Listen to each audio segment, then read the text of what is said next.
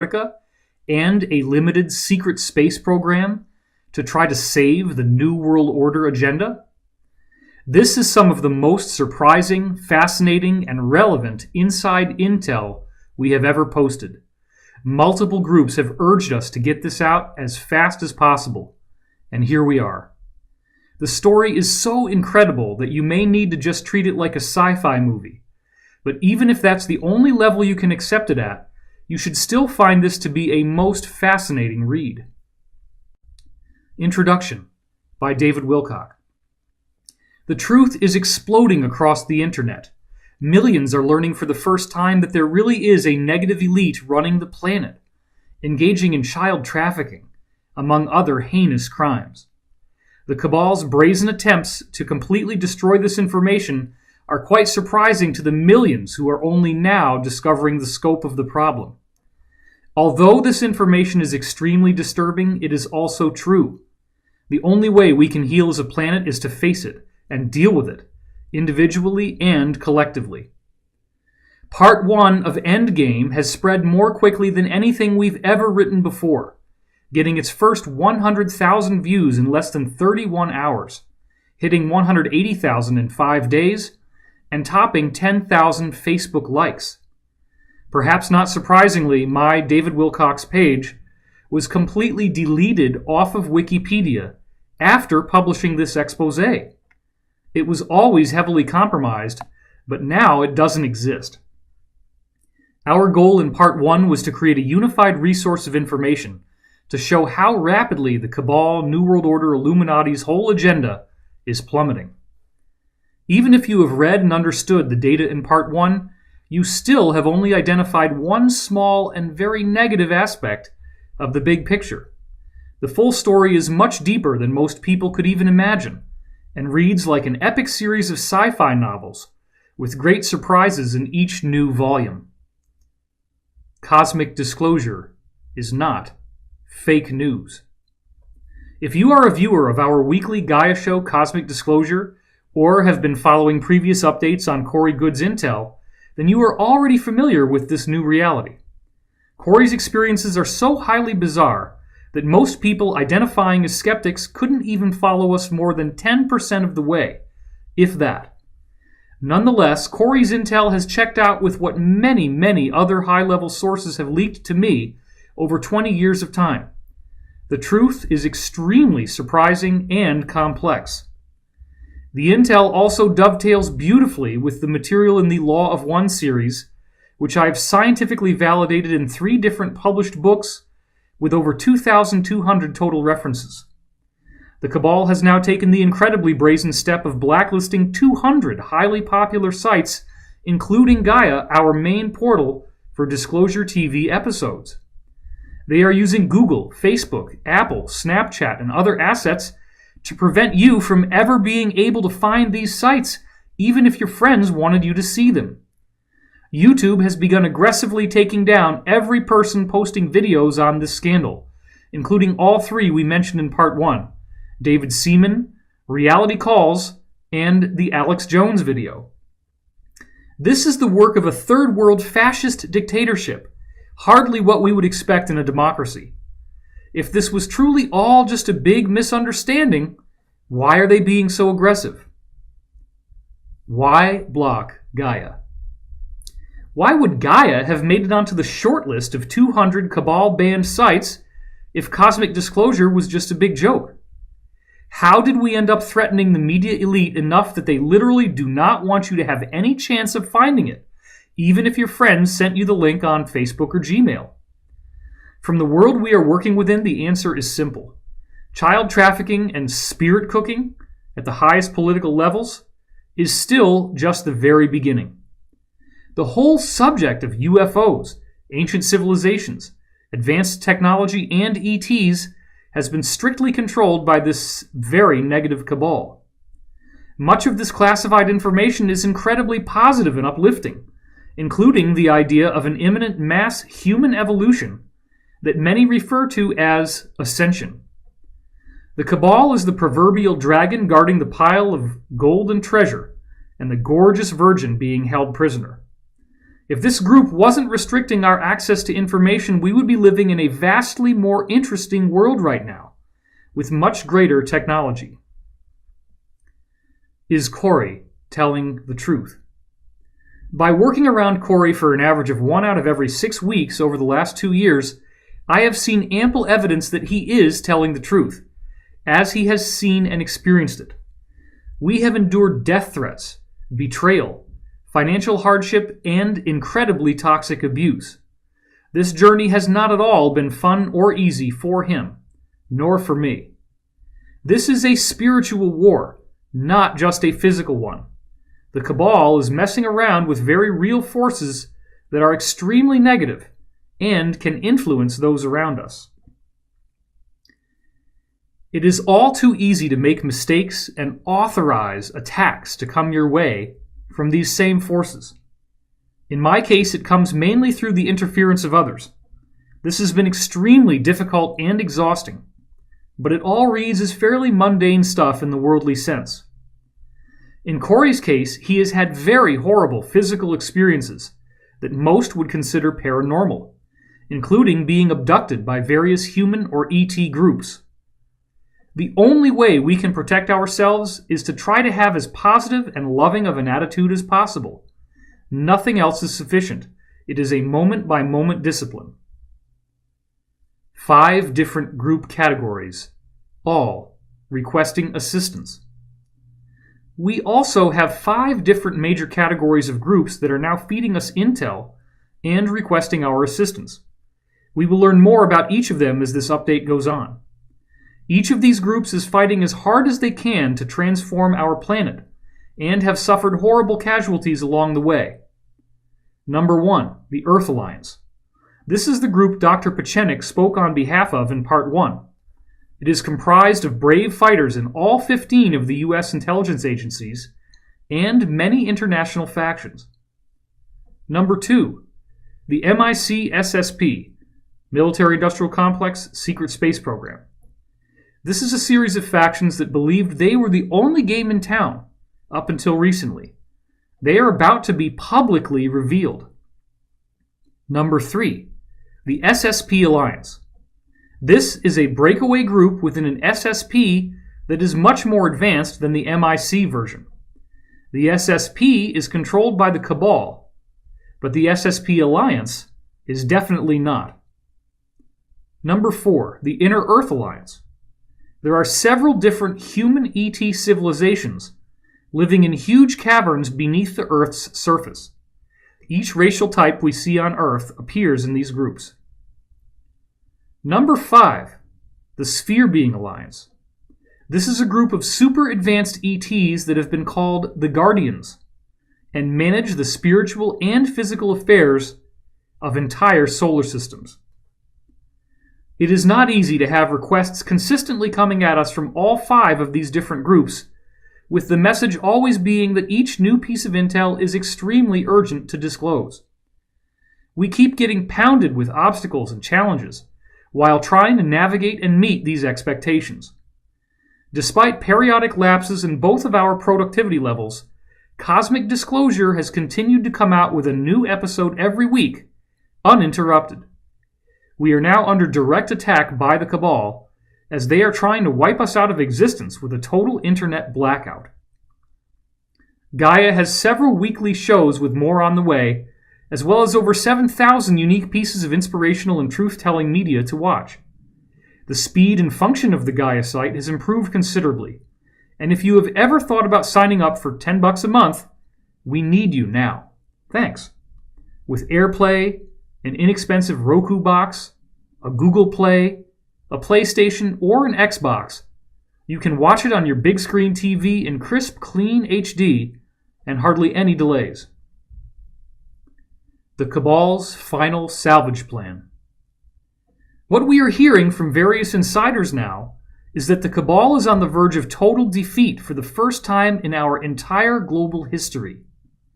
The Alliance has become ever increasingly powerful as more and more people defect to it.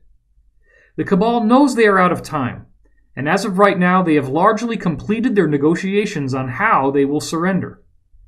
At the same time, the Cabal has dirt on the Earth Alliance that they do not want to see go public. Therefore, it is turned into more of a truce, where we will get part but not all of the truth. This is what we have been calling partial disclosure. We are against this happening, and will continue fighting for full disclosure, which will be much better for everyone. Hundreds of thousands, if not millions of people are aware of what we've disclosed, and no one has freaked out about any of it. The excuse that you can't handle the truth is nonsense. The SSP Alliance, Inner Earth Alliance, and Sphere Being Alliance are all pushing for full disclosure as well, which they call the optimal temporal reality for our future. What is partial disclosure shaping up to look like? The partial disclosure plan includes some admission of wrongdoing, an outing and punishing of mid-level people, and a beneficial global financial reset. The cosmic aspect of the plan appears to involve 3 key revelations, perhaps in different stages. Number 1, a formal public disclosure of the MIC SSP. They have 2 large cloaked orbital platforms, flying black triangle craft, and the ability to travel throughout our solar system. Number 2, the unveiling of ancient high-tech ruins in Antarctica that have been newly excavated. This will prove that Atlantis was very real and far more advanced than we thought. Number 3, the revealing of extremely ancient ruins over 1.8 billion with a B years old, within the Earth and throughout our solar system, often made of a crystalline, transparent aluminum alloy. Although this sounds pretty awesome and would be a great leap forward, this is still only a partial disclosure that leaves gaping holes in our understanding.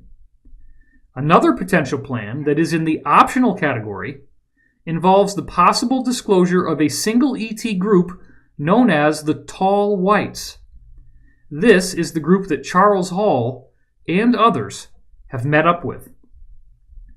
The Cabal might try to introduce us to this group, explain they have been around for a really long time, and hope that they can get us to follow a mystical new religion offered by these beings. This would definitely not be in humanity's best interest. The rapidly escalating downfall of high-level elite human trafficking rings is bringing these issues to the immediate forefront. The Cabal has run out of time, and they know it. For many years, they have planned on using a partial disclosure to distract and inspire the public if the full nature of their crimes were to become known. The details have all been laid out.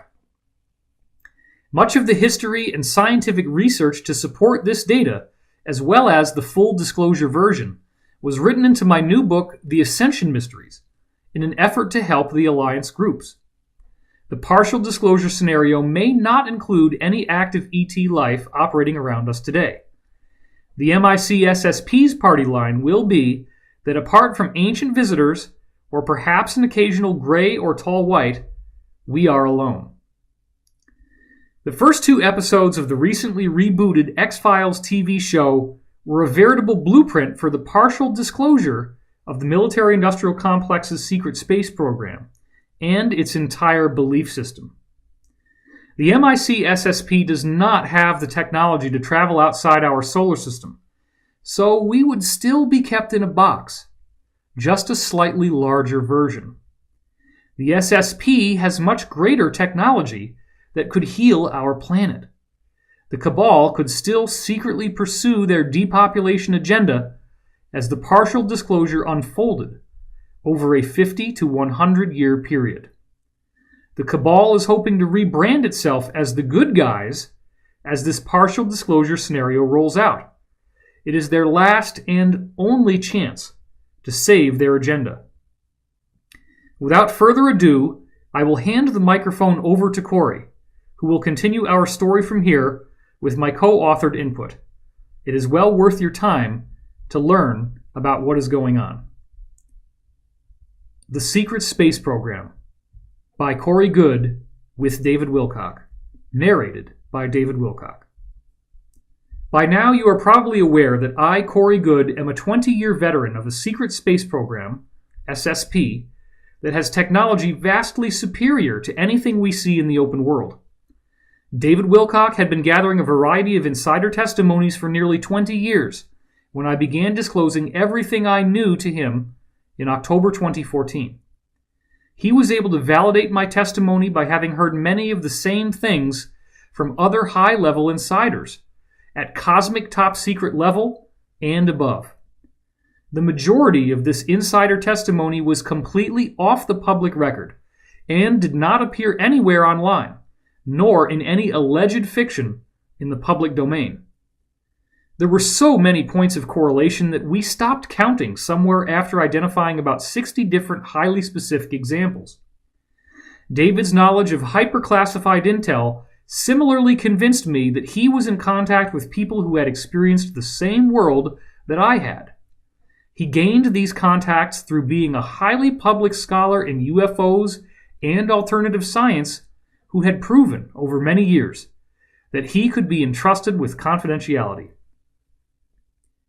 It is hard to imagine. The level of secrecy involved is so high that it is hard for most people to even begin to imagine the world of the SSP. An experience inside a true SSP base on Earth or elsewhere in our solar system would appear very similar to a scene from the movie Men in Black or Guardians of the Galaxy. An ever-increasing number of seemingly fictional movies, television shows, and video games are preparing us for an eventual disclosure. Some groups on Earth have been aware that we are not alone and have remained in active contact with extraterrestrials for thousands of years. Many more became involved when the Germans developed flying saucer technology with ET assistance in the 1930s. A vastly interconnected breakaway civilization has since developed, almost completely without any public awareness. William Tompkins independently validates. William Tompkins was unaware of me or any of my testimony when he wrote Selected by Extraterrestrials. Ours has strictly been an internet-based story, and Tompkins is a 94-year-old veteran who is not online. During World War II, he debriefed 29 different U.S. spies embedded in the German SSP at the time. There are many astonishing points of correlation between what the two of us are saying, again, far beyond any likelihood of chance. Interviews with Tompkins were conducted for Gaia before he knew anything about my testimony, but it all lines up beautifully. There are several episodes where we compare these knowledge bases, and the results are very surprising. Contact was reawakened. I had basically been out of the loop in the SSP since the late 1980s, except for a number of encounters with them in the 1990s and early 2000s that were all very brief missions. Much to my surprise, I was brought back into this world approximately 4 months after David and I began comparing notes. I was taken to a base on the moon that I was already familiar with, entitled the Lunar Operations Command, or LOC. By this point, David had gathered the bulk of my testimony together and had thoroughly briefed the senior management of Gaia on the story. I was quite surprised to discover that an alliance had formed within the SSP that wanted to share their remarkable technology with the general population of Earth. This alliance partially arose out of the SSP faction I worked within, known as Solar Warden. There are a total of 5 different SSP factions, and Solar Warden is made up of members from all 5 of them. The Solar Warden code name was also discovered by the hacker Gary McKinnon and was independently verified by William Tompkins. Sphere Being Alliance Ambassador. The SSP is already engaged with a diverse community of over 900 different human-like civilizations that they have regular, ongoing trade with, as well as less frequent contact with many others. I became a conduit for the SSP Alliance to speak with a group of highly powerful, positive ETs that had remained mysterious up until then. These beings arrived in hundreds of gigantic spheres parked throughout our solar system. The spheres have been coming in since the late 1990s and have remained cloaked ever since. David was aware of the spheres ever since they first arrived, as they were often being seen on NASA's own SOHO satellite and were referred to as sun cruisers. No other ET group had anything that was anywhere near this large in size, so it naturally was quite a source of interest. Gonzalez was the key.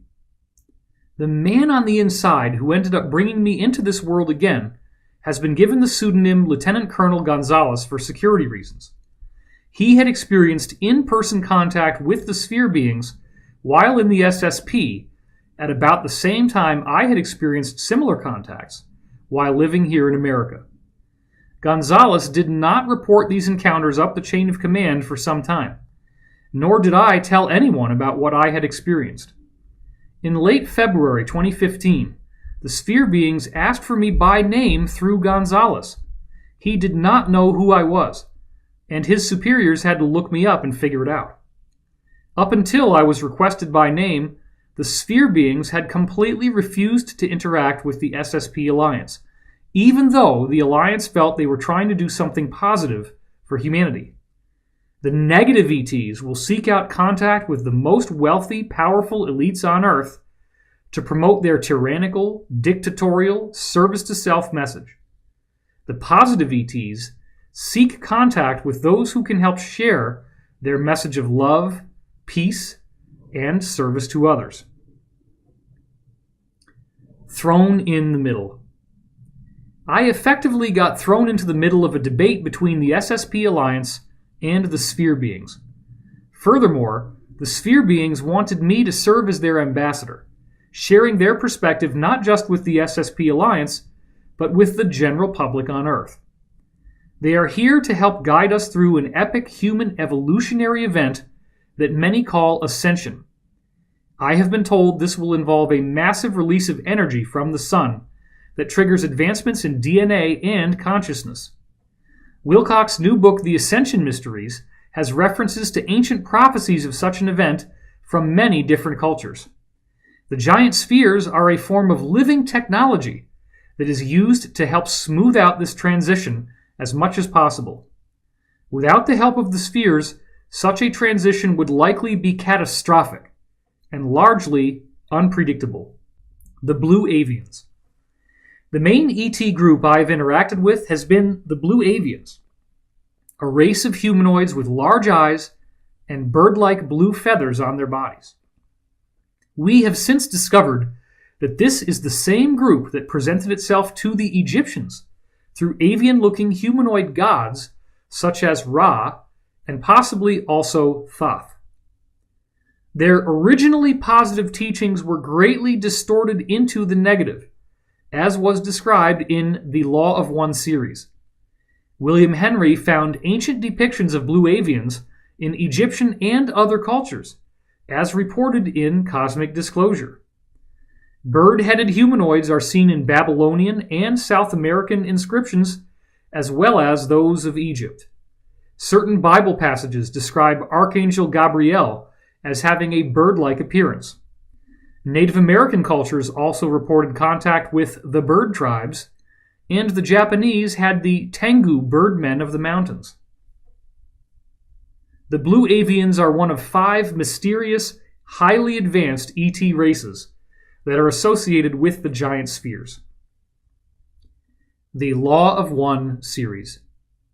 Additionally, the Blue Avians have now absolutely confirmed that they were responsible for the creation of the Law of One series from 1981 to 1984.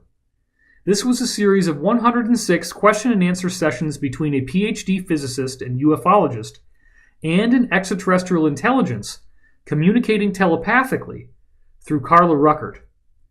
David had been studying the Law of One material heavily since 1996 and had already written 2 New York Times best-selling books on its complex science before we ever started talking. With that being said, the main Blue Avian I am in contact with, Ra Tir Air, has given us a warning about quoting from the Law of One as if it were a religion. He said many people are starting to quote chapter and verse from it and use it as a belief system that all new information has to meld with or be questioned and possibly rejected. They made it clear that there are certain distortions in the Law of One material that came from the people at L&L Research who presented it. If we make it into a bedrock belief system, it can create a personal religion that can be damaging for the individual in their emotional and spiritual evolution. Ultimately, we must all exercise our own discernment and choose for ourselves what the truth is, without ever worshiping any particular document or source. Telepathic contacts. It is also important to note that David has had telepathic contact with these same beings, such as through nightly dream analysis, ever since November 10th, 1996. Due to cosmic laws of free will, David has still never experienced the type of in-person contacts that are now happening to me. He has been given a roadmap of stages to go through that could lead to these contacts, and writing his new book, Awakening in the Dream, appears to be one key part of that process. Since I had already been a part of the SSP in the 1980s, it did not violate my free will to be brought back into it later in life. This almost obsessive focus with preserving free will is a regular element of every session of the Law of One series. Complex and multifaceted. This story is complex and multifaceted, far beyond anything I would ever dream of trying to invent. This has also not been a profitable move for me to make. I would have had a significantly higher income if I was able to go back into the IT field instead of continuing to fight for full disclosure, as I am now doing. In the course of this work as an ambassador, I have come face to face with the highest levels of both the positive and the negative sides of this battle. Some of these experiences have been so profoundly unpleasant that I can only laugh when people say they wish they could be in my shoes. The full narrative arc has been traced out in Cosmic Disclosure, our show on Gaia, as well as in these updates at spherebeingalliance.com and at David's website, divinecosmos.com. Various characters in the story. I have also met up with an alliance of human-looking beings living in huge habitable caverns inside the earth. My main contact therein is a priestess named Kari.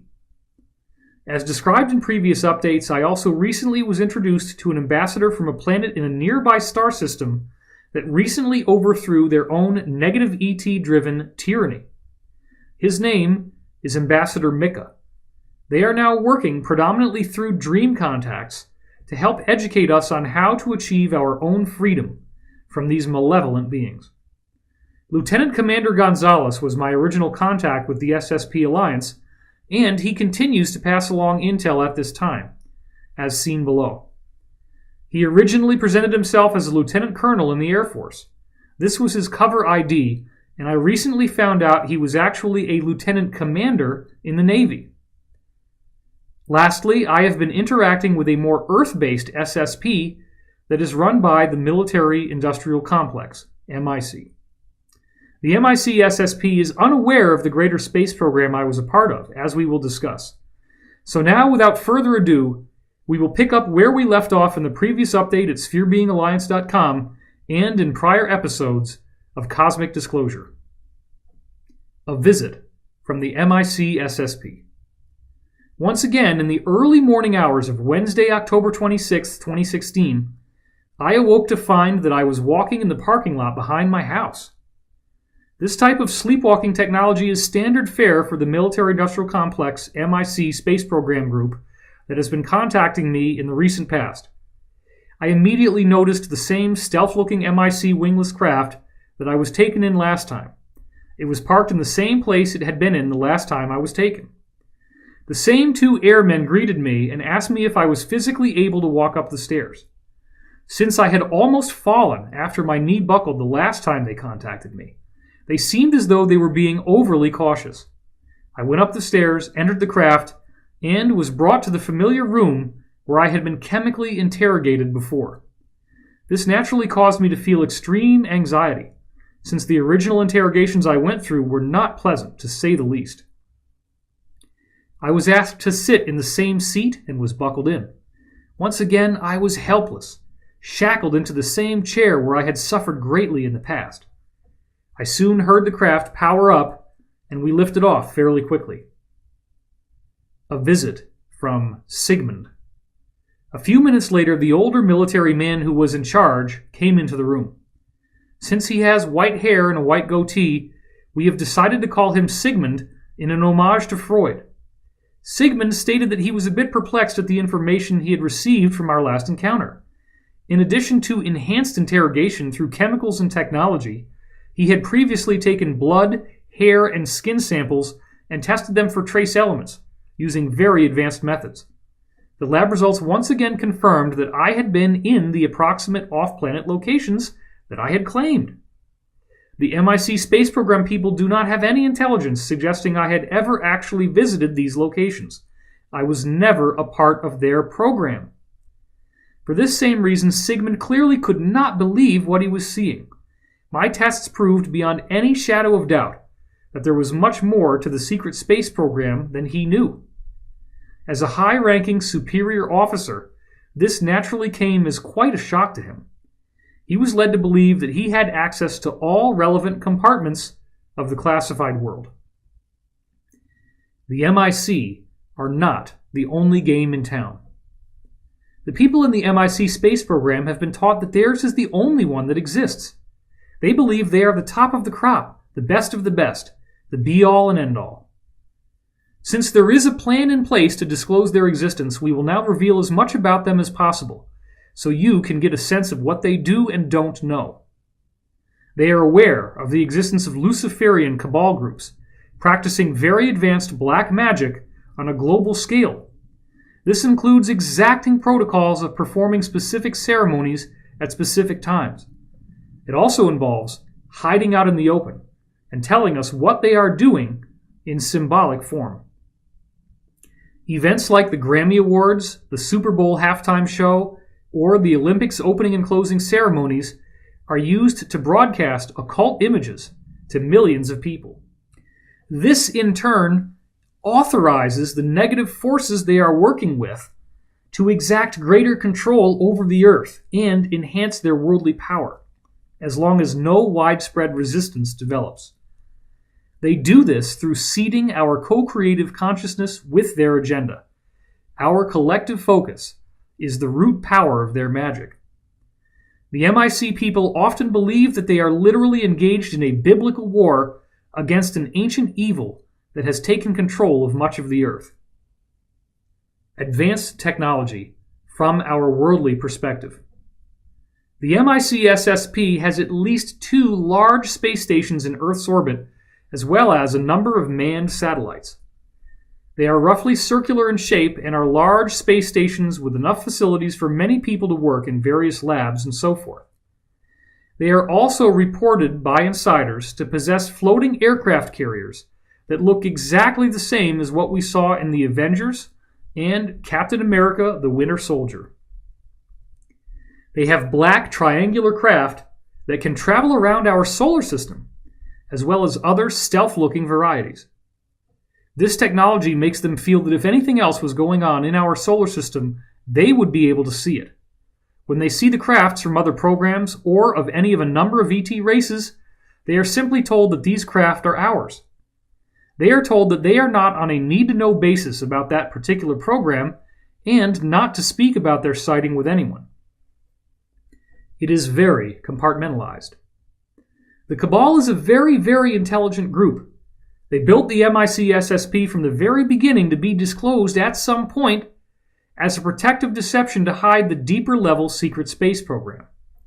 If anyone in the military-industrial complex secret space program ranks made unwanted technological or informational breakthroughs, they would be quietly plucked out, just as occurs here in our own level of the cover-up.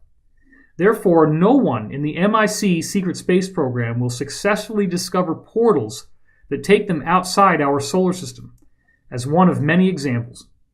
Certain areas are cordoned off to them as no-fly zones, so they do not see the advanced ET civilizations that already exist in our solar system.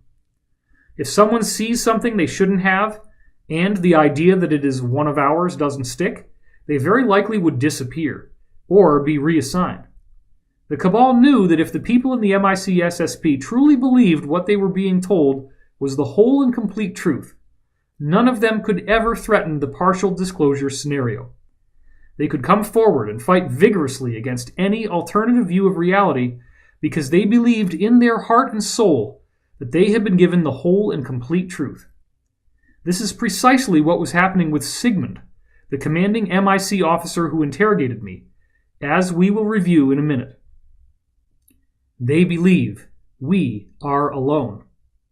The MIC SSP are told that we cannot travel outside our solar system.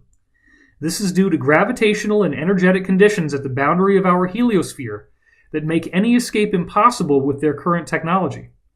NASA has already revealed gravitational anomalies with our Pioneer deep space probes as they travel closer to the boundary of our solar system, setting the stage for this announcement. The MIC folks are also told that there is no need for us to go anywhere else, as we are already surrounded by an embarrassment of riches beyond our wildest dreams. There are many impressive prehistoric intelligent ruins to explore here, from what they call the ancient builder race. The oldest of these ruins date back more than 1.8 billion with a B years. Most of their members believe that any ETs have long since come and gone from our solar system. The only exception is time travelers from Earth's own future who have come back and visited us. Different levels of knowledge, depending upon the group. The MIC Secret Space Program is made up of different military and intelligence groups that have varying levels of knowledge of ETs. Some think there are only 4 or 5 groups visiting us.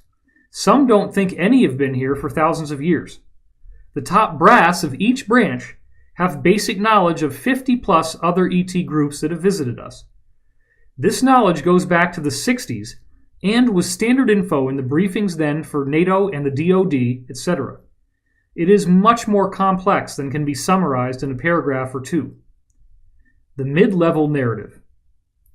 The mid-level personnel have been told that some humans who have time-traveled here from our own future now look like Greys. This is due to evolutionary changes from having lived underground for thousands of years. One of the partial disclosure narratives was designed to focus on this idea, namely that all the human-looking and gray-looking ETs come from competing timelines in our future. The higher-ups usually know about a handful of ETs that are here now, but they are ordered to keep silent about it. Some MIC Secret Space Program groups believe that we are all the blood descendants to varying degrees of pre-Atlantean human ET refugees that they call the pre-Adamites, as we will discuss. This is also a key feature of the belief systems of the various Cabal groups at the higher levels. The Cabal groups believe they have significantly more pre-Adamite blood than the rest of us, and formed royal bloodlines and elite ruling castes as a result. Energetic changes in our solar system.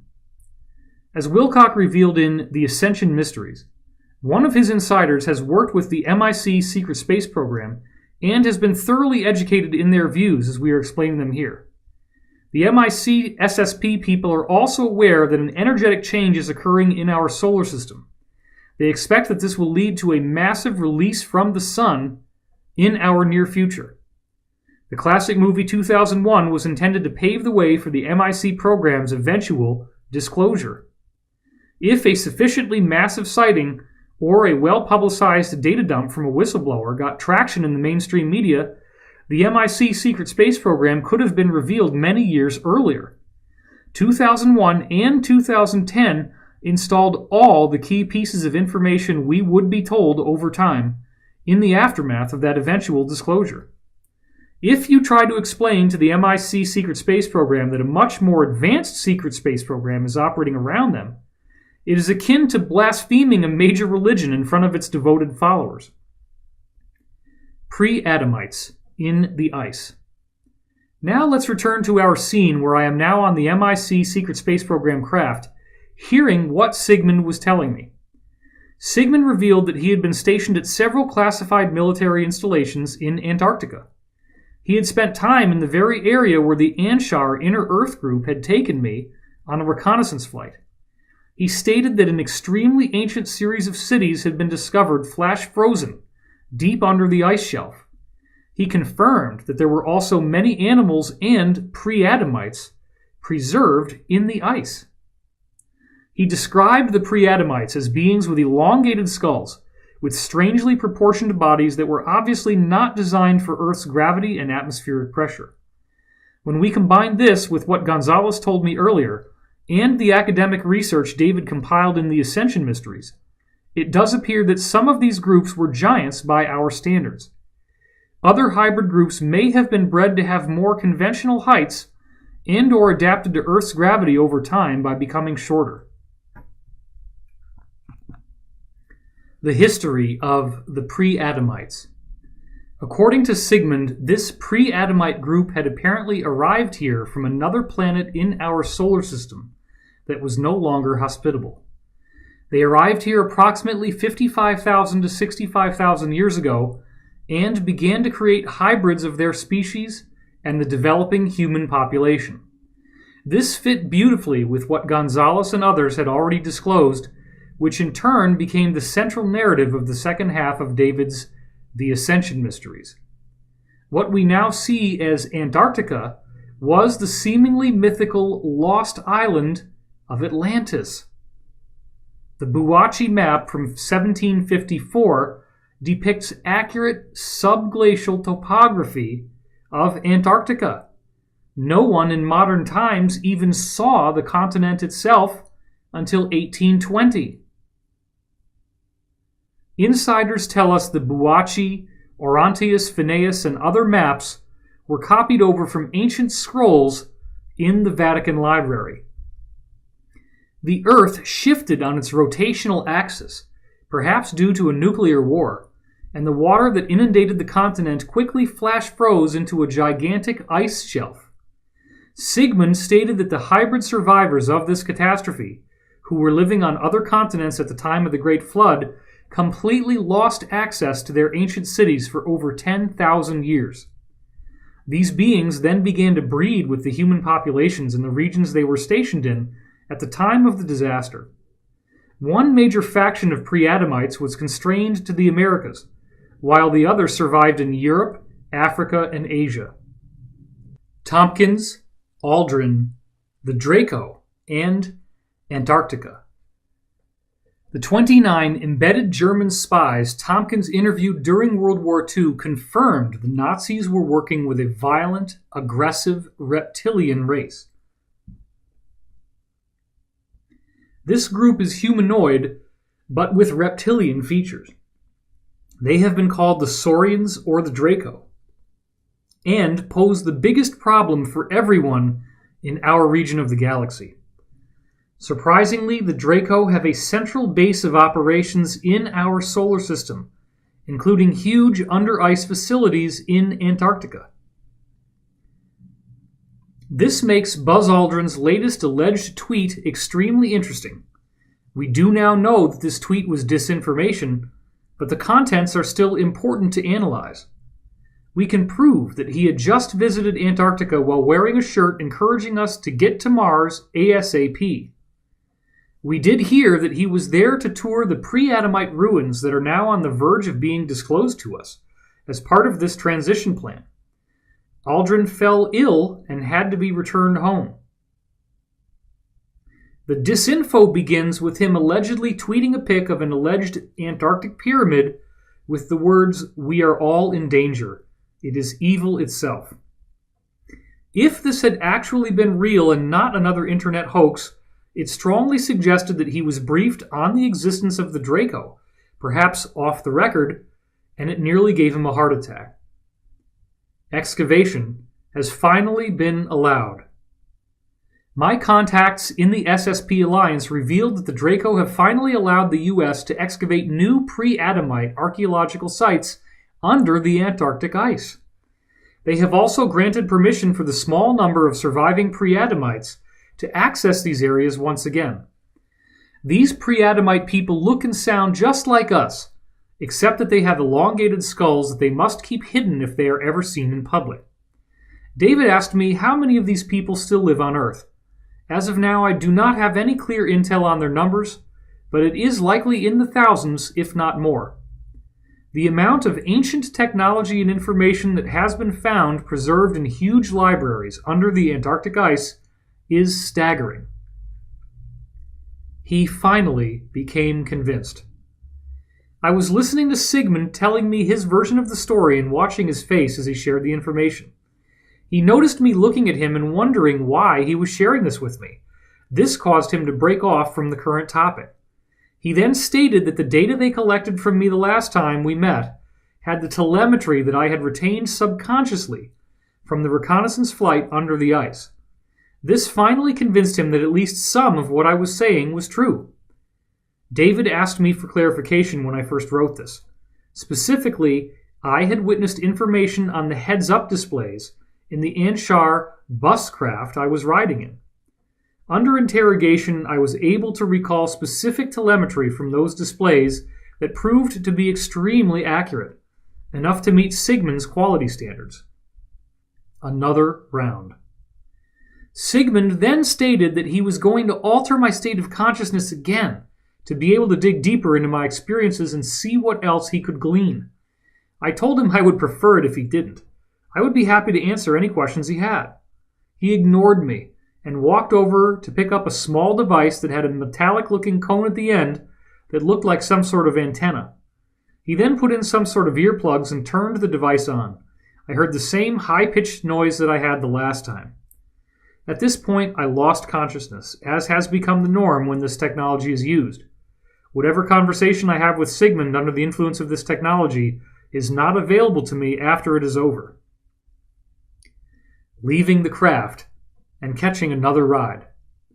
The next thing I am able to remember was walking back down the stairs of the craft with both airmen assisting me down the narrow stairs to the parking lot. I walked back home and went into my living room. A blue orb was zigzagging around as if it was waiting for me. This is a phenomenon that has been ongoing since this all started in February 2015. It is the transportation system used by the blue avians. Many people are starting to see blue or purple orbs just as I had been told would occur. This is a key part of our mass awakening process. I indicated that I was ready to be transported and was taken back to the same Mayan breakaway mothership I had been on before. Another meeting with the Mayans. The Mayan breakaway group started out in Mesoamerica, and thanks to a successful ET contact, they were able to migrate off-planet. They have since become advanced enough to develop a unique technology that appears to be based on the use of stone and consciousness. They act as a healing group that have provided treatment to Gonzalez and many other survivors of SSP enslavement and torture. There were now 6 of the Mayans in the room. 3 of them were females. I had only seen a female on one occasion before with any degree of closeness. Gonzalez was standing over by the floating stone console looking at it, while a Mayan was working the controls. He directed his attention to me and greeted me. He walked up and scanned me with the same black stone sphere that he held in his palm the last time. He smiled, and as he lifted it up, he said, "Please focus your attention on the magic 8-ball." He then scanned my head again while I tried to focus on the black stone sphere as he requested. Once he finished his scan, he turned and walked over to the floating console and somehow placed the stone sphere into the side of it. He then looked over at the Mayans. They then went into the next room where another stone console was floating and gave us some privacy. Seeding info into the MIC secret space program. Gonzalez stated that he was sorry he couldn't share some of the details about why I was being abducted and interrogated up until now.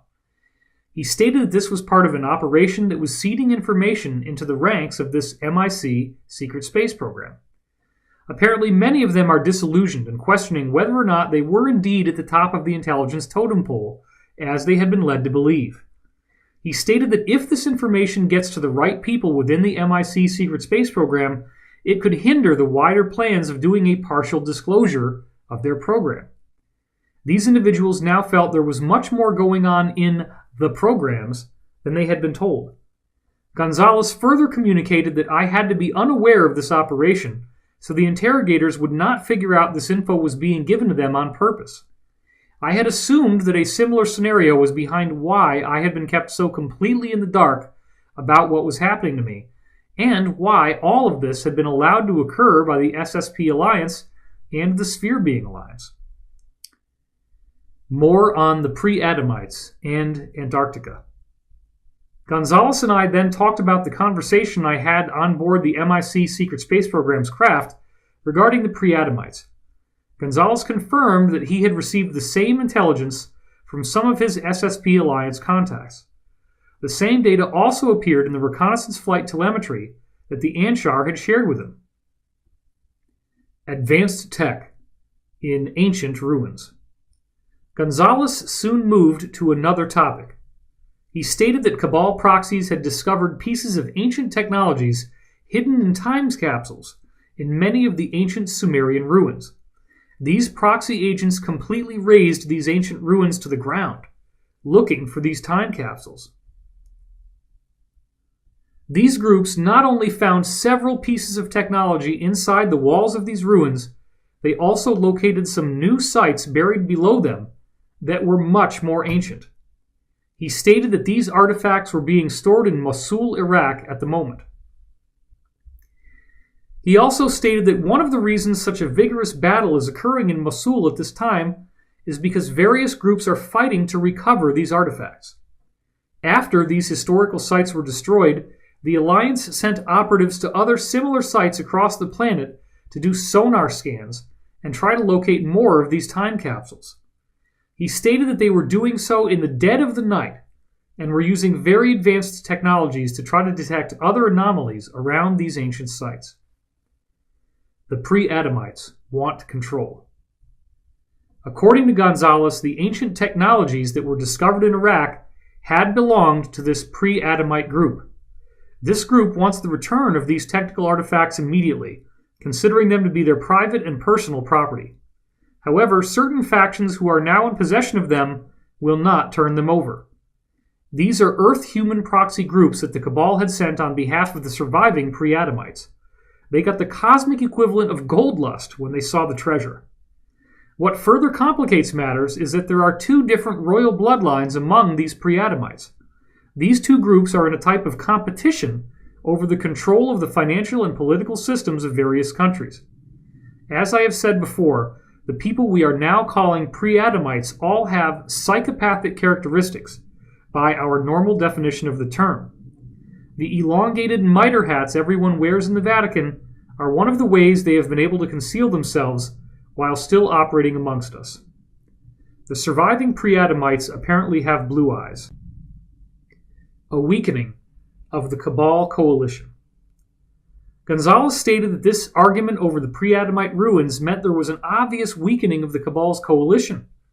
This split in the ranks of these global syndicates was being exploited by the Alliance. It seems that many of these Cabal groups now see that their organization is about to be fully exposed and brought to justice. The disclosures David mentioned in Part 1 did not happen by chance.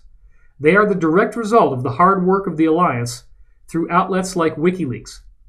It appears that many of these people are positioning themselves to cooperate with the Alliance during the prosecution phase. This, of course, is a very helpful thing. David and I have both consistently stressed that whistleblowers should be seen as heroes. It is very important that we not devolve into a witch hunt mentality. Issues with memory. At this point, the stone console behind him started flashing symbols in various colors of light. He turned his attention to the control panel as I noticed two of the Mayans entering the room. All three of them walked to the floating stone console and observed the symbols appearing in an obvious sequence. He glanced over at me and asked me if I was still having issues with my memory. I stated that indeed I had noticed difficulty in remembering things such as my children's birth dates, etc. His forehead wrinkled up a bit. He said he wanted to consult the Mayans to see what type of help they could offer. He then smiled at me as a blue orb entered the room and zipped directly in front of my chest. He continued to smile as he waved goodbye. I was taken to my living room, where I again laid on the couch and fell asleep. Another encounter with the Banished. Over the next 2 days, I was trying to make sense of what had occurred. I attempted to meditate on the experiences to see if I could remember what had happened while I was being interrogated. On the following Saturday, however, I was completely distracted by another encounter with the banished female that had implanted entity attachments in me months earlier. This had been a highly unpleasant experience where I awoke to her being in a hotel room I was staying in with my family. Everyone else was fast asleep when this happened. She was completely uninvited. As soon as she noticed that I was aware of what was going on, she was able to make me again go unconscious. I had still been recovering from the removal of the entity attachment by Kari a few weeks prior. During this recovery time, Kari had contacted me a few times to let me know my vibration was out of alignment, and they were having difficulty getting through to me. Much of it had to do with the removal of the entity attachments, but some of it had to do with some anger issues I had towards an individual who I was working with. I was still carrying around a bit of trauma and resentment from my previous encounter with the banished and the number of weeks it took for Kari to let me know I had these entity attachments. Now I found myself face to face with this same woman from the banished group. I had gotten up extremely early to do some work while my family was still asleep. An unwelcomed intruder. I was once again sitting on my couch with my laptop on the coffee table. Suddenly, I felt static electricity in the air and looked over at the wall where my fireplace was. The wall was starting to warp and bend. I stood up and backed away to the other side of the coffee table from the wall. Right where the wall was warping and bowing inward, the same tall blonde female came walking through. She was taller than I thought I remembered. She was a good 3 or 4 inches taller than me and was wearing a very revealing outfit. She said, "Don't be afraid. I am Mara, and I mean you no harm." I just stood there slack-jawed in disbelief. I was both intrigued and a bit afraid after our last encounter. She sensed how I was feeling and smiled, as if she was pleased by it. She narrowed her eyes and smiled even bigger and began to walk towards me. I had part of the L-shaped couch behind me and the coffee table in front of me. I was thinking of an escape route when all of a sudden there was a brilliant white flash. Just in the nick of time. When my eyes had adjusted, I immediately saw Kari and the 2 men from the Anshar group approaching Mara, who now had a frightened and shocked look on her face. I looked around and noticed that I was in a smaller domed room that had one door that was covered by the hard light force field. I had been portaled into an Anshar, inner Earth city. The 2 Anshar men escorted Mara out of the room and down a corridor. I was still feeling some of the after effects of fear and anxiety from the moments in my living room with Mara. Kari walked briskly up to me, placed her hand on the side of my face, and looked into my eyes. I immediately began to calm down, and my rapid breathing and heartbeat subsided. I asked her why the banished was back, and what was her intent. Kari stated that her intentions were not honorable, and that they intervened for good reason. It is vitally important to stay positive and loving. Kari then stated that I would not be bothered by Mara again, but that I needed to keep an eye out for more of her kind who will come looking for her eventually. I asked what would happen to Mara. Kari stated that she will be placed in stasis until upcoming events had fully played out. She then gave me a hug and put both of her hands on my shoulders. She looked me in the eyes and told me that I needed to let go of my anger with certain individuals that I am working with, and to focus on getting my vibration back in balance. She gave me that huge infectious smile of hers, and then patted my shoulders and told me she was sending me back now. I was still a little bit shocked and confused from the encounter with Mara, and I'm sure my eyes showed it. Rebalancing my vibratory state. After another brilliant flash of light, I was now standing in the same place I had been in prior to the transport. In the time period since my last update, and up until this point of reporting, I have been brought before raw tier air on 3 occasions. Each of them had to do with the rebalancing of my vibratory state and the frustrating behavior and actions of some people from my inner circle. During these visits, I was able to observe the cosmic scene and noticed that the giant blue spheres were becoming notably more translucent. The 9 metallic spheres were in about the same positions as they had been weeks earlier. Meetings with the Earth Alliance.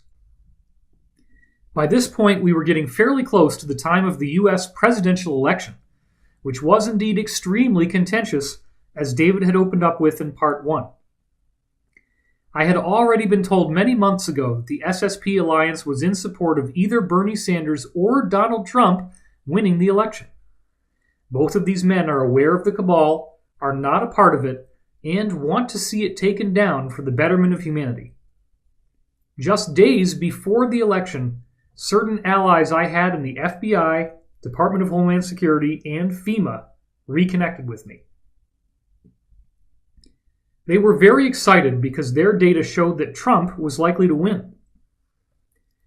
Hack attacks from a panicked cabal. This next phase of insider contact started a few days after I published my last update. It began with a series of hacking attempts on my home computers. 3 of the computers that I use for work began to pop up intrusion alerts. I disconnected from the internet and ran a few security scans on them out of an abundance of caution. I found out these cabal groups have apparently been in a state of panic for weeks, as more and more has been leaked about their involvement in pedophilia and sex slave rings.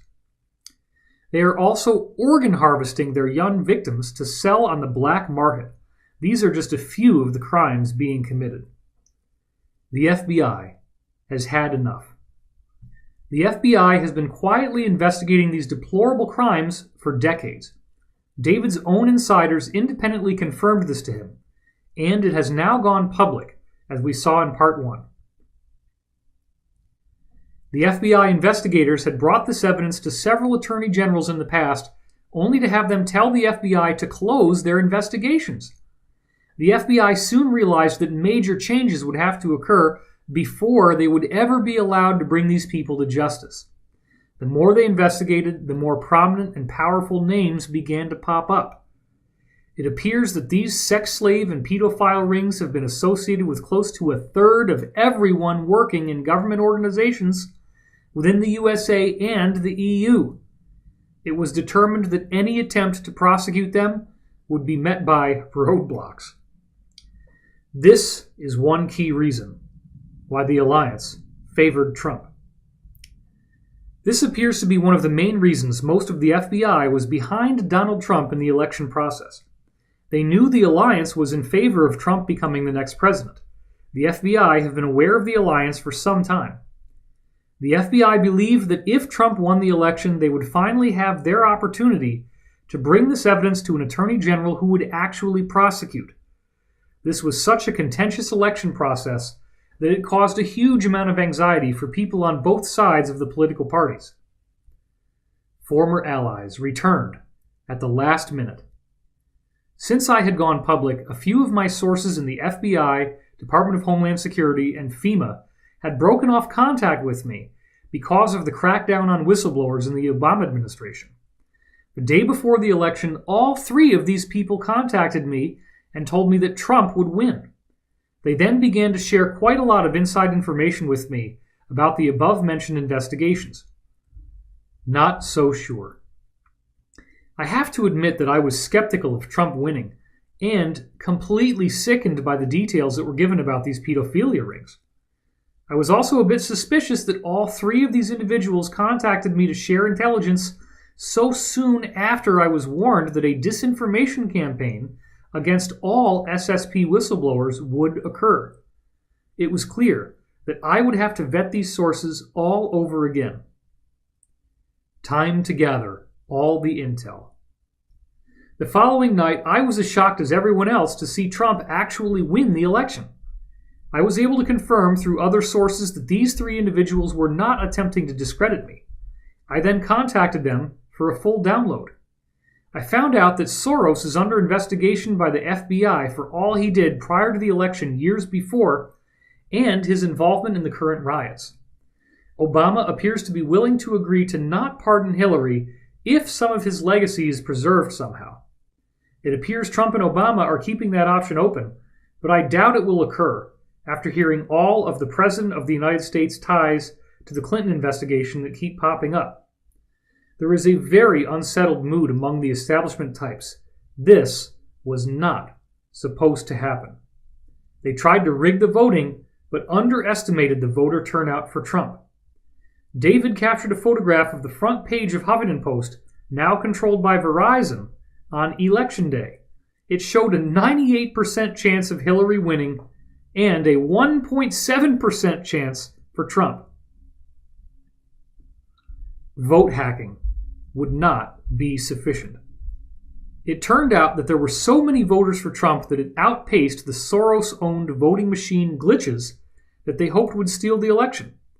They had calculated that changing approximately 1 out of 100 votes for Hillary in the key swing states would be sufficient, and they were wrong. I was clearly told that Soros was financing most of the riots right now, as I just said. There are also lots of revenge attacks occurring against Russia from cabal-type groups. I found out that things are very bumpy right now between the alliance and cabal. They were not supposed to lose the President of the United States position. Very sickening information. As David shared in Part 1, Dr. Steve Pieczenik revealed that the alliance was behind the Pizzagate emails. They knew exactly what we were going to find when they leaked them. The general population is being prepared for some very sickening information about all levels of influence in the U.S. government. We are going to find out how many people who are very influential from both political parties in the U.S. and the EU have been a part of this massive pedophile ring.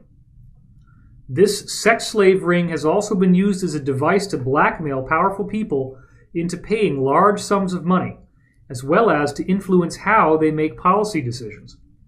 Once these uncomfortable truths are disclosed, society will not only be ready for more of the truth, they will take to the streets to demand it. Once we see how much is hiding below the surface and that this is just the tip of the iceberg, it will no longer be so easy for any power group to control the people. A visit from a drone. Shortly after I renewed these contacts, my wife came in the back door at about 1 p.m. Central Standard Time and told me a drone was flying all around the back of our house. I ran outside to see a white drone flying around, getting a good look at our house and the parking lot behind us. It then suddenly flew off quickly to its apparent takeoff zone, which had to be pretty far away. I had recently learned that there are similarities to electrogravitic craft in the way drones operate and are controlled. It was further communicated that some of these exotic craft have flight control systems that mimic game controllers or radio remote controls.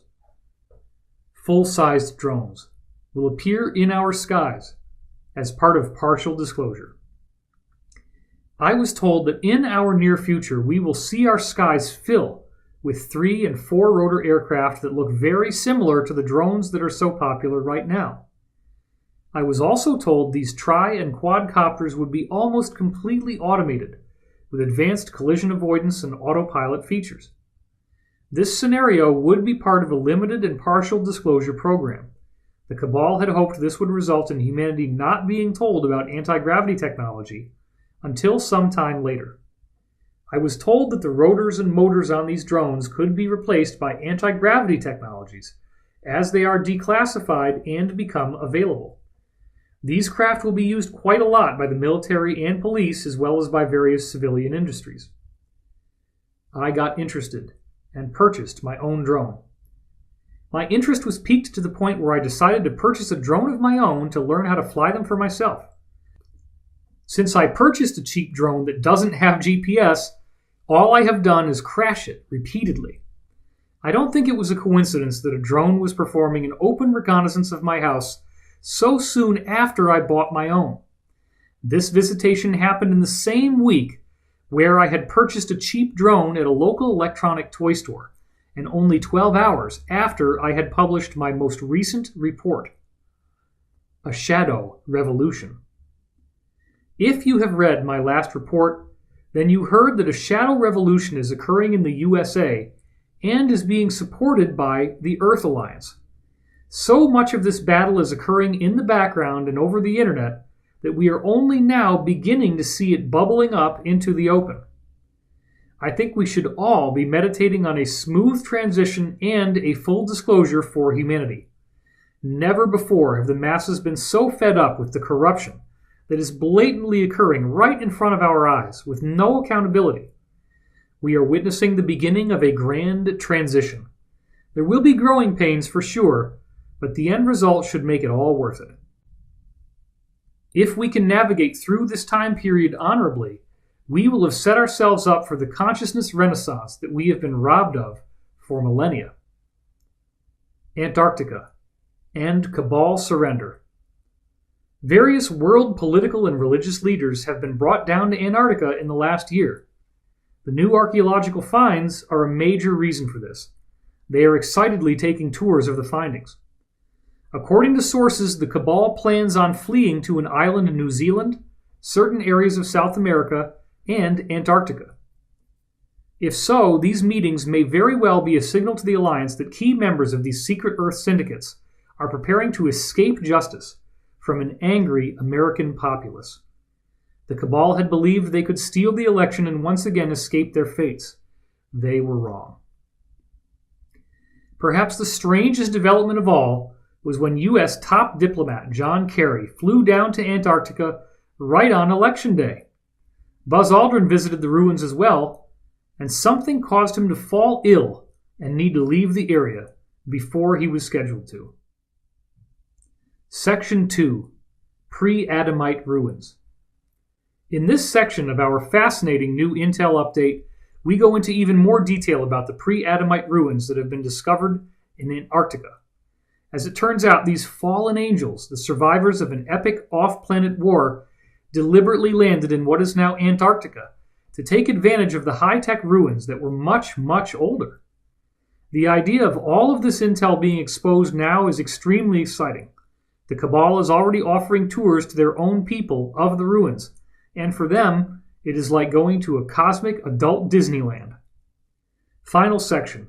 Introduction by David Wilcock. Corey had put together everything you just read in the first section before our latest Gaia taping. In fact, the write-up was an essential element of organizing his thoughts for our interviews. Not long after we returned home from the taping, additional surprising experiences happened to both Corey and me. I ended up with a planned power outage that was only supposed to last a few hours, but stretched on well past the time I had to go to bed.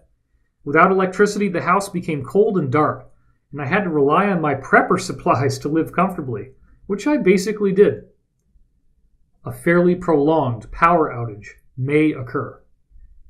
I saw that this could be a synchronistic warning of a mass power outage that would occur as we head into the final phase of the Cabal's takedown. There have been long-standing rumors of an approximately 2-week power outage, perhaps a bit longer, as the Alliance goes through the final stages of arresting key Cabal operatives. This is primarily intended to prevent them from fleeing and to minimize panic and civilian casualties during the arrest process. Shortly after my power outage, Corey and I got talking via Skype text, and the results were good enough that we will close out our article with the notes of our conversations. By this point, Corey had new experiences that added even more to our story, but he hadn't had time to write them up yet. We have slightly edited and improved our conversation in order to make it more readable and listenable and add greater context in certain areas. Conversation between Corey and David. December 3rd, 2016, 2:14 a.m. David: We just had a day-long power outage. Everything was pitch black, and they didn't turn it back on until well after midnight, well after everyone had to sleep in dire cold. What are your thoughts on the 2-week power outage scenario for mass arrests? This seemed like a 5-alarm fire level warning, telling me to get ready for it being a lot longer than one night. Corey: That is why I delivered the message to have a minimum of 2 weeks of supplies. I am definitely ready. Unraveling very quickly. David: It does also appear that the Cabal will create a financial collapse to further try to ruin Trump if nothing else works. Pizzagate was the #1 story on the internet yesterday, as evinced by it being the top of Dig, which is a content aggregator. I photographed that. This whole thing is unraveling very quickly. The more the mainstream media keeps saying there is, quote, no evidence and no victims whatsoever, unquote, the more the kids doing this are waking up and fighting even harder. It's very interesting. So I am seriously wondering if the stuff could hit the fan before the inauguration. They may not be able to hold it off that long, and the cabal may force things to come to a head sooner than that. Most of the agreements have been made. Corey. Things are actually moving at a snail's pace in the background right now. Just about all of the things we talked about that were being negotiated between the Alliance and the Cabal have now been agreed upon, mostly. In the meantime, prepare to see tons of elite-connected people resigning from their jobs. They will not flee the country, of course, but will immigrate to a safe zone out of protest of Trump being president and ruining all of their hard work, etc. David. Wow. How recently since the election did they come to a full agreement? Corey. Most of these agreements were final just before the election, once the likely outcome had become apparent, but many have occurred after the election. David. Both of these data points can and should work their way into the update so it is current. I will see to that. Losing power for this long was like a massive cosmic reset point for me. It does make sense that the Cabal would make an agreement once they see what is happening. However, their core teaching is betrayal is the first rule of the order, so it is unlikely that they will ever accept any deal and actually do it. The Antarctic Discovery. Corey. I have now had well over a dozen confirmations that indeed a huge effing discovery was made down in Antarctica. Indeed, there are many, many types of ruins and artifacts strewn out across the continent group of islands and in underground facilities beneath the glacier-covered land. David. Very cool. Corey. The update is going to need an update to get current, but I can take care of that. David. Did this Antarctica discovery get facilitated by ice cap melting, allowing new areas to be accessed, then coupled with digging, or was it just the result of excavation? Corey. There was some melting, but mostly years and years of excavating. They use steam blowers to do most of their excavation of artifacts and to create new areas when they need to build, I was told. David. They must have hit the mother lode recently if it took them years to get there. Corey. Mother effing lode. Many square miles of new ruins. David. That makes sense about the steam blowers. Are we talking about a Manhattan-sized area of buildings and working technological artifacts? That good? Corey. Many square miles of ruins have been detected, with only a small percentage that has actually been excavated thus far. David. So it's not like the ruins were protected in some sort of dome under the ice and left undamaged. They are all trashed up, I assume, but there are still things in there that can be pulled out. Are any of the buildings in a fairly undamaged condition? Corey. They were all flattened, crushed, or knocked over by the events that flash froze the area. They have tons of trees, plants, and wildlife frozen in place, like they were put on pause. They are also finding many pre-Adamite bodies. David. Interesting. I expected that everything would have been thoroughly smashed unless there were some very unique conditions. There will be a whole lot of giant animals, sloths, mastodons, toxodons, turtles, and what have you. The biosphere was very different then. Corey. That is absolutely true. They are already pulling out a variety of bodies of flash-frozen prehistoric animals. Corey is being used as a dream symbol. Corey. I just remembered that Kari told me many people are having dreams of me teaching them in small classes in underground bases and in spaceships. This is because several different groups are using me as an avatar in Dream Contact now, as well as the people putting me in that place subconsciously. That is just freaky stuff, and I don't like it. An avatar could be used of me to do anything in most dream states. David. I know the feeling. We've both had thousands of people write in after images of us appear in their dreams. We have to remind them that we are not literally traveling there, nor are we aware of what they experienced. Dreams are symbolic and metaphorical in nature, and based on the work we are doing, these symbols usually represent people's transcendent aspect in Jungian terms. Corey. There is quite a lot of dreamscape communication going on from the inner Earth groups, as well as from the ETs and Black Ops government types. People should definitely be paying close attention to whatever they remember right now. The Cabal finally have something to feel positive about. Corey. Most of my recent intel has been about ancient technologies and ruins that are causing a major buzz in the elite communities. It is interesting that we circle back to our prehistory during this time of times as we decide how we as a collective will finish. David, maybe it's nice that the elite finally have something to feel positive about. It may make them feel better about signing a deal with the Alliance and actually not lying for once.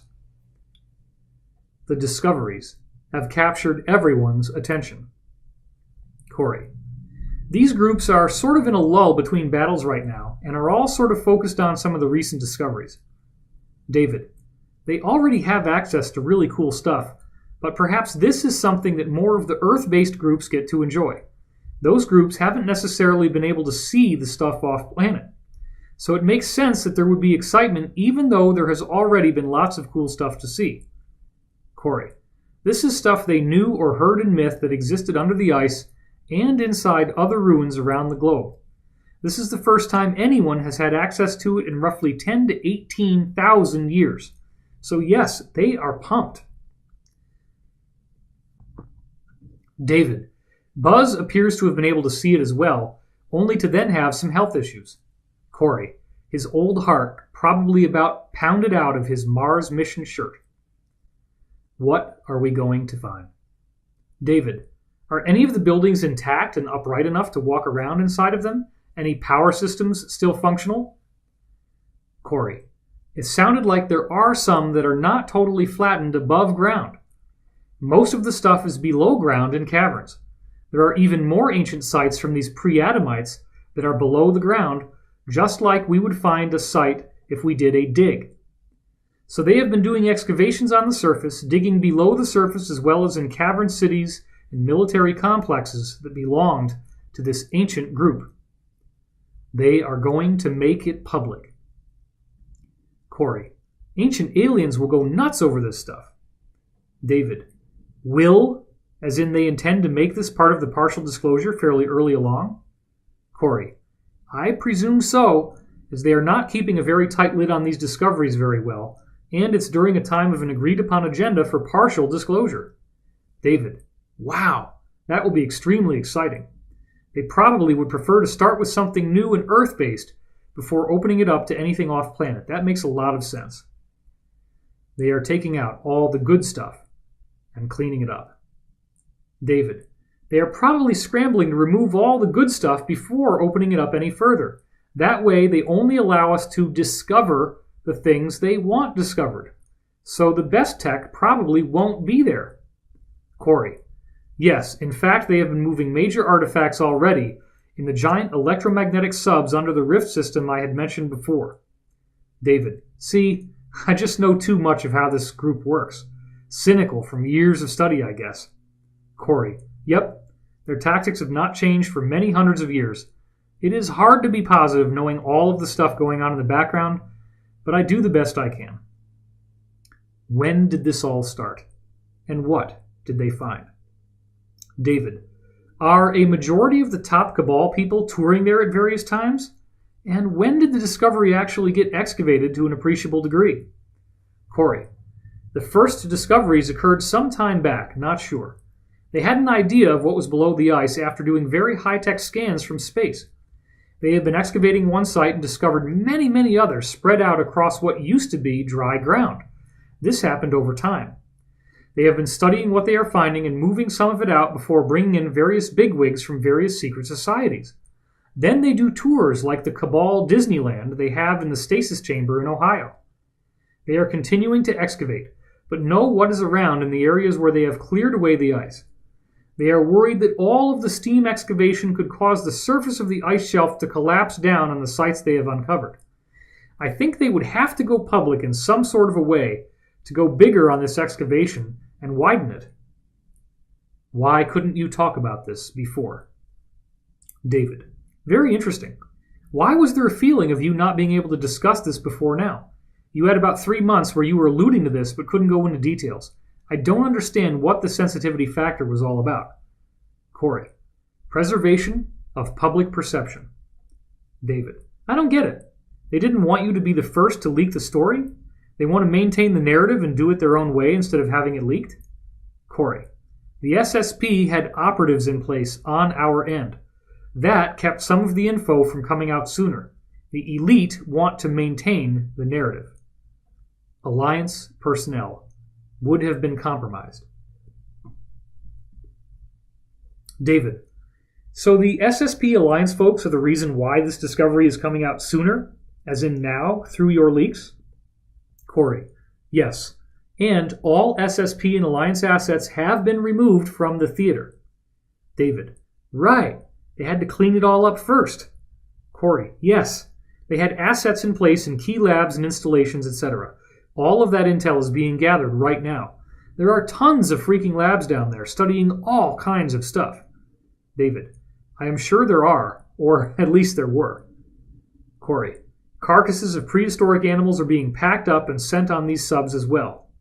David, that makes sense. Maintaining security for the Alliance. David, is there a reason why you were ordered not to reveal this any sooner, considering these folks are in the Alliance? I am not sure I understand the structure of the timing. Corey, the structure was that we couldn't talk about it without letting the Cabal know who was giving the info. Then they would find out assets were in place, identify who they were, and kill them. So after the assets were removed, the info could come out. Most of it. David, wow, that makes perfect sense. Why would you be briefed on sensitive intel? I guess the next question is, why are they telling you anything and then asking you not to leak it, considering you could be abducted and have it extracted from you by electrochemical means? I still don't understand why you are getting told things you can't share. Corey, they apparently wanted all this to get to the Air Force guy that questioned me for some reason during the time of extracting the assets. David, wow, very interesting about Sigmund. Now it is actually all making sense. We don't want to ruin it. David, I guess the only other thing that concerns me is, if we leak this, couldn't the elite turn around and change plans and ensure that no one ever sees it? Or are they so close to defeat that it is going to see the light of day either way? Corey, they may try to cover it up again, but things are so far gone for them it doesn't even matter much. Sigmund has finally figured it out. Corey, Sigmund was causing a lot of problems for the SSP Alliance. He was hunting them down as traitors, pretty much. Once he got this recent info from me, he then turned and has been asking a lot of angry questions from his superiors. So that mission seems to be accomplished for now. David, unbelievable. Corey, these missions are usually not clear for me as I move through them. It is a hard way to work, for sure. Why couldn't he have gotten the intel through other means? David, I don't know why he couldn't have just pulled phone records from my calls with Jacob and Henry Deacon and compared it to what you were saying. There are far, far, far too many specifics to be fake. Corey, he thinks they are all full of it and are gaming you as well. David, it's not possible to telepathically download so many specifics from each other at that level of complexity. It would be much easier for them to be telling the truth than for it to be some vastly coordinated deception. I just could never buy it, and that is why I have always been behind you 100%. Corey, yeah, they were trying to figure out if I was just one hell of a psychic pulling this stuff out of the ether.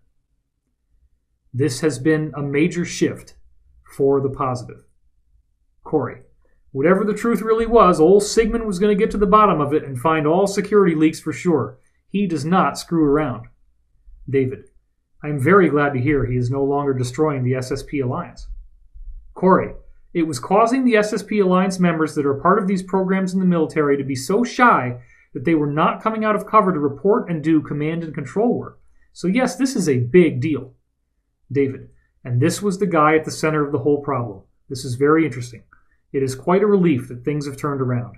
You were used, definitely, but you may have saved the entire full disclosure scene in the process. Has the SSPA's attitude towards us improved any since the Wrangler days? I would imagine this was a major win. Corey, I don't think they've had a lot of time to talk bad about us for a while now. They are very happy Sigmund was leaving them alone right now. Even more intel after Part 1 was published. David's note, this was where we had left off and were ready to go. Right after Part 1 went up, the MIC Secret Space Program seemed very happy. We were then given the following intel. December 7th, 2016, 9:28 a.m. Corey. Wow to the frickin' wow! I got a nice chunk of info about the pre-Adamite ruins and other things discovered in Antarctica during a no-questions briefing this morning. It was from MIC Secret Space Program personnel sent by Sigmund. The pre-Adamites went to Antarctica to re-inhabit ancient builder race ruins. It appears that there was already some ice on Antarctica when the pre-Adamites arrived. It was, of course, in a different position than it is today, much closer to the equator. They went to this semi-tropical region even though it was not as hospitable as other places on the planet for a reason. They were coming here with little technology from a dire situation and wanted to take advantage of ancient builder race ruins and technology in Antarctica. There is at least one ancient builder race ruin complex there that is over 1.8 billion with a B years old.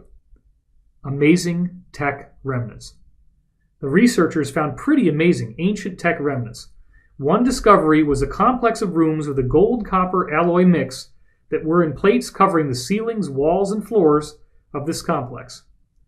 An image of Botatong Temple in Yangon, Burma, could be used for a general vision, not exact, of these gold rooms. They had weird spirals and grooves in the plates. They were obviously for channeling large amounts of electricity. There were other rooms that had a different atmosphere than we breathe, where the gravity is only about 36% of one actual Earth G. Cannibalized their own craft. It looks like the pre-Adamites cannibalized the ancient builder race ruins and technology along with the technology they had brought with them from their original world. It was obvious that they had also cannibalized the craft they arrived in to build the oldest parts of this pre-Adamite main city. Dude, there are so many things they found are finding. They have excavated little of what they have detected. I hope to hear more soon. I was told to keep this under wraps until more info has come in. Sharing it with you, though. David's note. 2 days later, we got authorized to include this material, which I was very happy about. Additional intel came in as well. Dehydrated, mummified bodies. Corey. Amazing ancient ruins were found in large areas of Antarctica, along with flash-frozen prehistoric animals and the inhabitants of the cities at the time, who were all killed in a major catastrophe. They have found these people looked much the same as the bodies that were discovered while excavating the Pompeii, Italy eruption. The Adamites that were not mixed hybrid breeds were indeed in the 12-foot-tall range. The bodies were all dehydrated and looked like rubber or dried leather. Many had slight pot bellies with fat pockets on them, as they did on their chests, like the dreaded man boobs. They were wiry, with very little muscle definition. They were in dress that was very similar to Egyptian, except it was more lavish, colorful, and pretty, with fine linens, etc. Their style was similar to ancient Egypt, but with a slightly different look on the headdresses and garments as well. The highest-ranking MIC SSP officers do know about ETs. December 9th, 2016, 6:39 a.m. Corey. One clarification needs to be made for the article. The highest-ranking officers in the military-industrial complex secret space program know there are a few other ETs here in the solar system. They know of 4 or 5 that frequent the Earth, and over 50 that are known to have visited Earth or our solar system. Only the bigwigs like Sigmund know about the larger number of ETs. They plan on reporting to the masses that either no ETs are here now, or they may introduce us to a human-looking ET that has been here for a long time. David, it is very interesting to hear that the MIC Secret Space Program guys do know about some ETs and are not necessarily kept in the dark. That was new. Corey, yes. Many of the higher-ups know of a handful, like the info in the books that NATO had in the 1960s. There are various factions of military and intel groups that make up the MIC Secret Space Program, all with different narratives. David, we can clarify all of that. Corey, most of lower-level people don't know of aliens, and all of them have wanted to push the ancient aliens info and the story that current ETs are time travelers. That is what they want to do to the public in partial disclosure. David, this is very interesting and useful, and we will definitely work it in there, as I did not know that. Genetic experiments were being conducted. December 10th, 2016, 5:28 a.m. Corey, I am getting more and more in chunks, so to speak. There have been finds of complexes of genetics labs that were creating all sorts of mixes and matches of humanoid species on Earth. They were mixing the DNA of each of the Earth humanoids that were meant to be separate experiments of the genetic farmer races. This created all sorts of human hybrids. They also bred certain traits into small test populations to create different types of humans, giants, etc. This created problems with the genetic farmers. They seemed to also be working on bringing back certain humanoid dinosaur-type races that had perished on Earth long ago. This was a major problem for the genetic farmer races whose current experiments were being contaminated and hijacked. Then this global incident occurred that purged most of the pre-Adamite genetic experiments. The pre-Adamites were breeding these humans as beasts of burden, and to protect and serve them, working mines, etc. This sort of thing had been done to humans on multiple occasions over the last few 100,000 years. Connection to the Casey readings. David, fascinating. Are you aware that the Casey readings said that one of two main reasons the Atlanteans were destroyed by the Elohim were that they were playing around with genetics? They were apparently making hybrids between humans and different types of non-human creatures. Corey, no, I haven't looked at the Casey stuff much at all. David, this is just another example of where you hear things that so thoroughly validate stuff I've been talking about for 20 years. It's amazing. The bodies were mummified. David, did they succeed on getting reptilian species made? Corey, there were different iterations of humanoid types of these species, but I don't know how far along they were. Far enough for them to get in trouble, I guess. David, so they literally found these labs with bodies of different types of hybrids growing in the incubators? Corey, oh, the bodies are in very rubbery, leathery condition. The tests after excavation show that the ice had quite a lot of signs of salty seawater in it. They found a lot of animals and humanoids in the process of being created in these labs. David, just for specifics, are the humanoids seen inside cylindrical tubes or something along those lines as they are being grown? Corey, nothing that specific, only that they were found in the process of being created in complexes of genetic labs. David, it would have to be something like that. They would need protection as they were in the growth phase, and they probably make them to order in at least a semi-adult form. Corey, or grow them inside another beast of burden. The word breed was used. David, that could be, but I think it is more technological. Breeding could still be technological. They were in survival mode. Corey, the pre-Adamites were doing things lower tech than they would like. They were here with very little of their tech or comforts from home.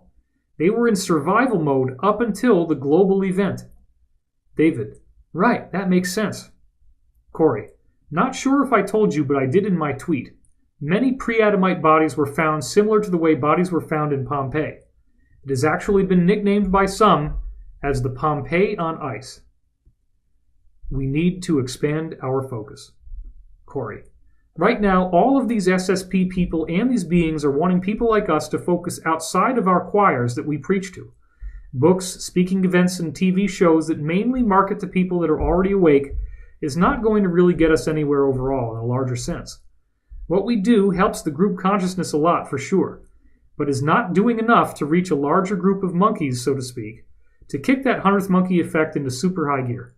This is what is needed for us to achieve the optimal temporal reality. Conclusion. This now brings you up to date with our latest intel. Exciting changes are in store for humanity. It may seem hard to believe any of these things are true. We understand that. Bear in mind that one of the most important reasons why we are doing this is so that the establishment cannot control the narrative. We do not want partial disclosure. With Sigmund now aware that he has been lied to, that whole plan may no longer work. If you start hearing any of the things we have been saying here as mainstream news, then you can remember where you heard it first. We can also expect that many more people will come back to this write-up after such an announcement, or some variant of it, is made. Doing the work. Both David and I are working on releasing as much quality intel as possible in the time window that we still have. If the establishment were to release this intel first, then we would appear to be riding on their coattails. The future is sure to be very interesting, and the telltale signs of an endgame are already visible. This is the greatest football game in our recorded history, and the outcome is not yet defined. You can help steer this towards a positive result by maintaining a positive, loving attitude in your thoughts and actions towards yourself and others. Winning the cosmic battle. This is indeed a cosmic battle between good and evil, and the good guys are winning. The key to success is in not allowing any negative information you encounter to affect your overall positive attitude and co-creation of a better future. You are already seeing major elements of what we have been telling you now appearing as widespread realizations, with plenty of provable evidence. The Cabal's only real chance to stave off defeat and appease the Alliance is disclosure, so we have some very interesting experiences to look forward to in the near future. Your support of our grassroots efforts is vital to our success. You can find out much more about this insider world by subscribing to Gaia and watching our shows. Corey also has had continuing financial distress, so if you feel guided to, please visit spherebeingalliance.com and make a donation. David's new book, The Ascension Mysteries, gives far more context to what we have discussed here, and both of us are eagerly awaiting the announcement of new projects as well. Thanks, and stay tuned. Update by David Wilcock before posting. The story is already leaking. We were urged to get this article out in the strongest possible terms as fast as possible. Corey's article went up Sunday morning, December 11th, after we'd worked on it all week as fast as we could. Almost immediately after Corey posted this first draft, the planned Intel rollout we were warned about started to happen. It was an incredible, quote-unquote, coincidence that was obviously a very deliberate event. Let me read you this headline now. From the Daily Star. The lost city of Antarctica. Shock claims massive civilization exists beneath a mile of ice. Antarctica is hiding a huge city underneath more than a mile of ice, according to incredible claims, by Rachel O'Donoghue, published December 11, 2016. Subheading beneath the image. Incredible. A lost city, hidden underneath sheets of ice, would be an astounding find. David's note. Let's read a part of this for ourselves, as this was quite astonishing. Quote, U.S. Air Force Lieutenant Colonel Harold Z. Ohlmeyer sent a letter in 1960 to Professor Charles Hapgood saying his theory on the Piri-Reis map was correct. He wrote, quote, the geographical detail shown in the lower part of the map agrees very remarkably with the results of the seismic profile made across the top of the ice cap by the Swedish-British Antarctic expedition of 1949. This indicates the coastline had been mapped before it was covered by the ice cap. This part of Antarctica is ice-free. The ice cap in this region is now about a mile thick. Subheading below the graphic. Theory.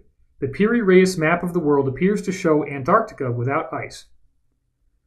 Quote, conspiracists now think Hapgood was right, and he discovered that much of the South Pole was ice-free, and also the location of the lost city of Atlantis. The existence of this mythical utopia was first mentioned in the writings by ancient Greek philosopher Plato in 360 BC. The Atlantis that Plato described was founded by people who were half god and half human, around 9,000 years before his own time. If it did exist, this would be at a similar time that Professor Hapgood said shifts had occurred in the Earth's crust. And just a month ago, further proof of an Antarctic Atlantis emerged in the form of pictures of what appears to be huge pyramids jutting out of its ice. The astounding photos showed structures that bear an uncanny resemblance to the pyramids of Giza, which were built thousands of years ago by the ancient Egyptians. Could all of this mean one of the world's greatest mysteries is about to be unlocked? End quote. Things are getting exciting. I have barely even gotten enough sleep since we were told it was so urgent that we get this out as fast as possible. Now, almost instantaneously after Corey posted the first version, without most of the images included in the one I posted on Divine Cosmos, we get an article that teases exactly what we were telling you about. What are the odds of this being a mere coincidence?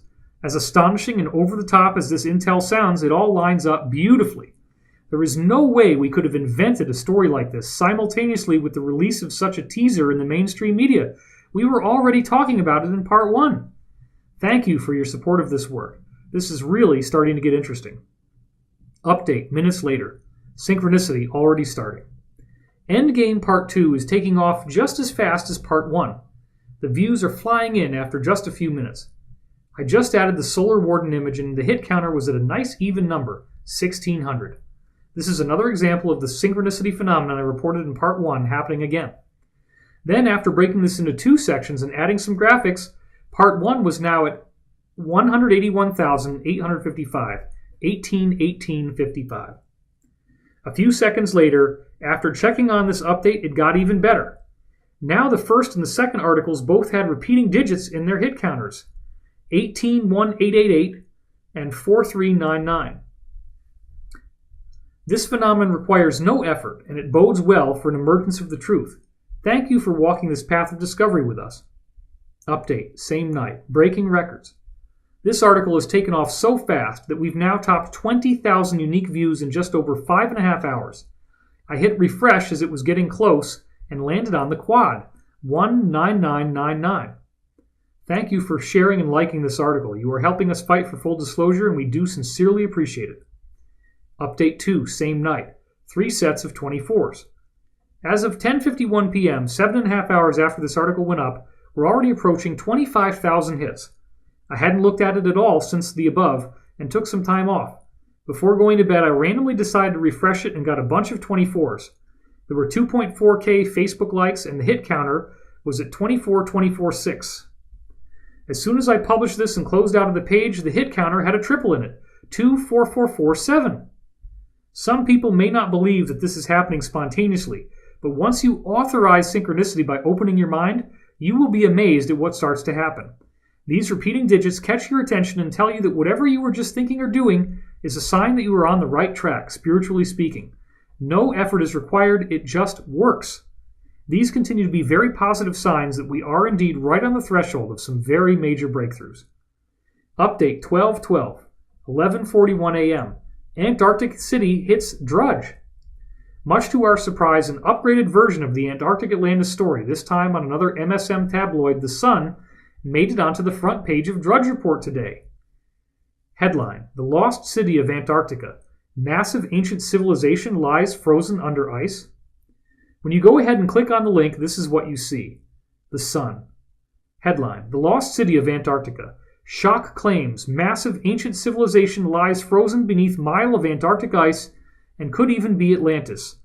Conspiracy theorists believe that there is a secret city which is frozen over, and it could even be the lost city of Atlantis. By Jennifer Hale, 12th December 2016, 1:05 p.m. David, this was just one day after our article was published. We were urged that if we didn't post this immediately, we would get washed out by MSM disclosures. That has already started to happen, but thankfully, because we worked really hard, we got the jump on them. This article borrows many of the same images and themes from the Star, but has interesting new elements at the end that is even more in line with what we've been revealing. Quote, Conspiracy theorists went wild earlier this year when a video claiming to be from the Lost City emerged. It appeared to show extensive ancient ruins hidden in the ice, and was a video supposedly left behind by a California TV crew who have been missing since 2002. Archaeologist Jonathan Gray claimed that the U.S. government is trying to block the video from being seen because it reveals there is a, quote, massive archaeological dig underway 2 miles beneath the ice, end quote. But that's not the wildest claim, with several online websites claiming that there is a city in Antarctica and Hitler knew about it, making it a secret Nazi base. The wild claims state that the Nazis claimed an area of Antarctica as German territory and sent an expedition there. Artist's impression of a doorway to Atlantis, which is claimed to be the lost city underneath Antarctica. The Nazis then allegedly mapped the area and discovered a network of rivers and caves, one of which led to a large geothermal lake. A city-sized base was built there called Base 22, or New Berlin, and supposedly was home to not only Nazis but also the Illuminati. However, things get even weirder, with suggestions that the Germans discovered abandoned alien technology or contacted aliens and used it to make super weapons. And some people think the rumored base still exists, with the Germans, aliens, and the Illuminati planning to launch a new world order from it. In October, explorers discovered the remnants of a secret Nazi base hidden deep in the Arctic, just 600 miles from the North Pole. Whatever beings may be inhabiting the base, they'll need to make sure to wrap up warm, with one unlucky Antarctic explorer revealing this week he is suffering from the painful-sounding condition polar penis. This is getting very interesting, David. Never before have we seen such stunning proof of an insider disclosure leading to a nearly instantaneous release in the mainstream media. I have a sneaking suspicion that many will bravely risk a case of polar penis once we find out what's waiting for us down there. History is in the making, and we thank you for helping us get the word out. As one final note, we are going to be speaking at the Conscious Life Expo in February 2017. Corey has talks, I have talks, and we highly recommend that you come and check it out. Go take a look for yourself at consciouslifeexpo.com. Another hilarious thing is that I recycled this page, reloaded it as I was reading this dictation, and the hit counter right at the bottom right now is 64647. It's really incredible how this keeps happening. This is David Wilcock and Corey Good, and we thank you for paying attention and supporting us with your hard-earned money, because this work isn't going to be possible without you. Also, come and visit me on my new site, dwilcock.com, where you can sign up for updates, including an MP3 version of the audio of this recording. Thanks again.